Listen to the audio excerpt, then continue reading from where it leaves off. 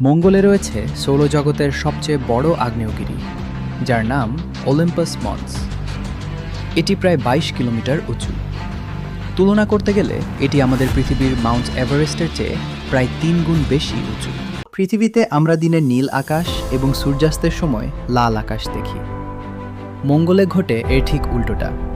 সেখানে পাতলা বায়ুমণ্ডল এবং ধূলিকণার কারণে দিনের বেলা আকাশ দেখতে লালচে বাদামি বা গোলাপি মনে হয়, আর সূর্যাস্তের সময় আকাশ নীল দেখায়। আমেরিকার বিখ্যাত গ্র্যান্ড ক্যানিয়নের কথা তো আমরা জানি, কিন্তু মঙ্গলে রয়েছে ভ্যালেস ম্যারিনারিস নামের একটি বিশাল গিরিখাত।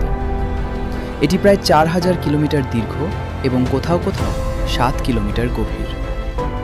এটি আমেরিকার গ্র্যান্ড ক্যানিয়নের চেয়ে প্রায় ১০ গুণ লম্বা এবং ৪ গুণ গভীর।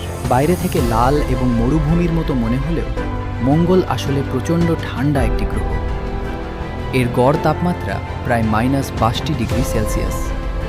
শীতকালে মেরু অঞ্চলের তাপমাত্রা -১২৫ ডিগ্রি সেলসিয়াস পর্যন্ত নেমে যেতে পারে। মঙ্গলের মাধ্যাকর্ষণ শক্তি পৃথিবীর চেয়ে অনেক কম, মাত্র ৩৮%।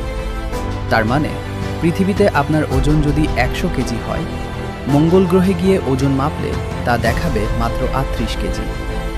সেখানে আপনি পৃথিবীর চেয়ে অনেক উঁচুতে লাফাতে পারবেন। মঙ্গল গ্রহের এই তথ্যগুলোর মধ্যে কোনো তথ্য আপনার কাছে সবচেয়ে বেশি অবাক করার মতো লেগেছে? কমেন্টে জানাবেন।